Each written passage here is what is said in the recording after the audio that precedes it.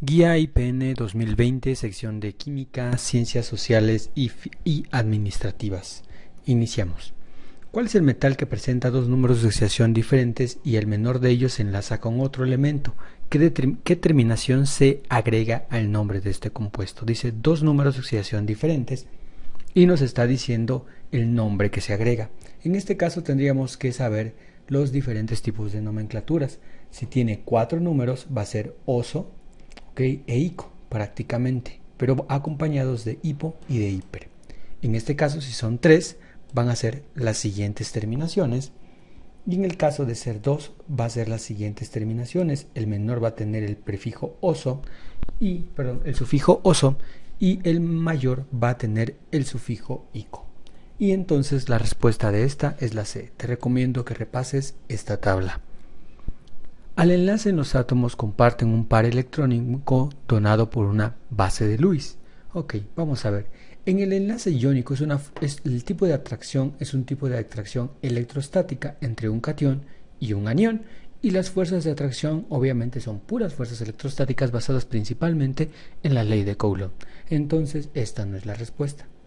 En el enlace covalente puro, los electrones de valencia se comparten de manera equitativa, y esto se da en no metales, pero en este caso es el mismo no metal unido al mismo no metal, como en este caso el cloro 2. Tampoco es.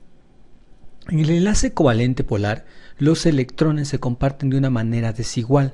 Tal es el caso entre el hidrógeno y el cloro, ambos son no metales, y se forman dos polos, un polo cargado con carga parcialmente positiva y un polo cargado con carga parcialmente negativa, y entonces existe la presencia de momentos dipolares. Tampoco esta es la respuesta. En este caso, al que estamos hablando es un ácido de Lewis. Recordamos que los ácidos aceptan electrones y las bases de Lewis donan pares de electrones. Entonces estos electrones van a estabilizar a este ácido de Lewis. A esto se le conoce como enlace covalente coordinado, ya que los electrones no pertenecen al aluminio. Si tú revisas el aluminio, con esto estaría completo prácticamente, pero al donarse estos electrones del par coordinado del NH3 se completa el octeto prácticamente, y a esto se le conoce como enlace coordinado o enlace covalente dativo, y entonces la respuesta es la A. Los compuestos forman redes cristalinas constituidas por iones D unidos por una fuerza electrostática. Vamos a ver. Los compuestos iónicos, existe una atracción en este caso de tipo multidireccional, ya que tenemos alternados cationes y aniones, y por lo tanto se forman redes cristalinas. En los compuestos de tipo covalente, el enlace es prácticamente unidireccional. Este tipo de unidireccionalidad principalmente se ve afectada en los enlaces de tipo covalente polar, y entonces la respuesta es iónicos y es opuesta. Entonces en los compuestos iónicos se forman redes cristalinas constituidas por iones de carga opuesta. Tenemos al catión, el anión, el catión, el anión, positivo, negativo, y así se llegan a formar una gran cantidad de redes cristalinas. La ecuación tal corresponde a una ecuación de reacción, y vamos a ver. Una reacción de análisis, tenemos un reactivo que se descompone en determinados productos. Entonces vamos de una sustancia simple, de una sustancia compleja a una sustancia simple. Entonces esta no es la respuesta. En una reacción de síntesis esto es distinto. Tenemos dos elementos o compuestos que reaccionan y nos forman solo uno. En este caso el nitrógeno y el hidrógeno formando NH3. Tampoco tiene la forma esta reacción.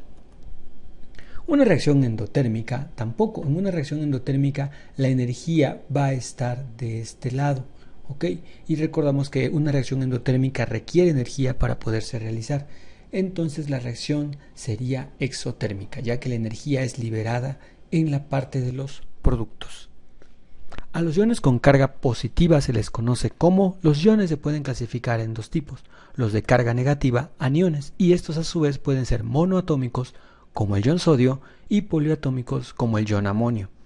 Los iones con carga positiva pueden ser cationes, de hecho ahí está la respuesta. Son monoatómicos como el ion cloruro y poliatómicos como el ion sulfato. Entonces la respuesta es la A, cationes. Cuando un par de electrones compartidos pertenece a uno solo de los átomos, presenta un enlace, y vamos a ver.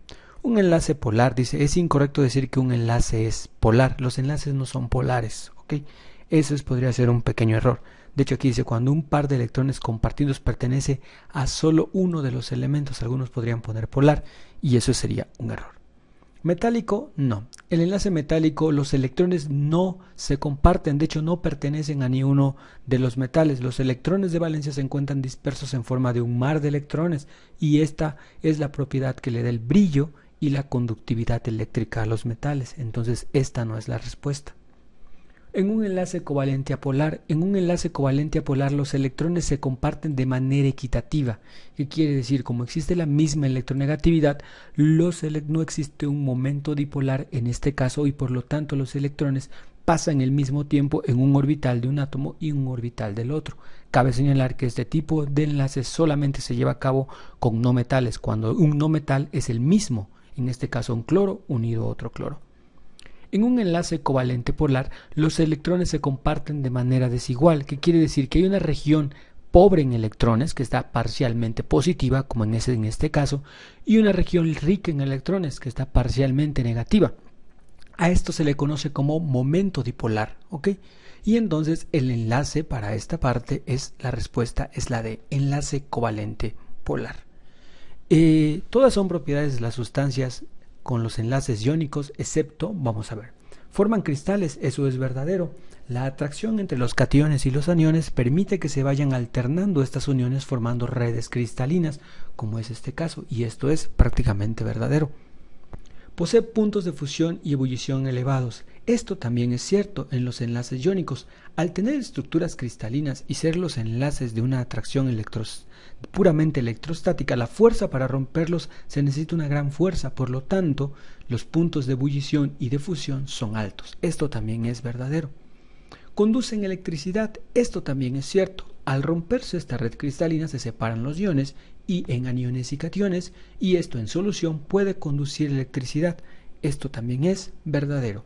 Ocupan todo el recipiente que los contiene. Esto prácticamente sería falso, porque los compuestos con enlaces iónicos por lo general son sólidos. Entonces la respuesta para esto sería la D, prácticamente. Y bueno, eso sería todo y prácticamente hasta luego.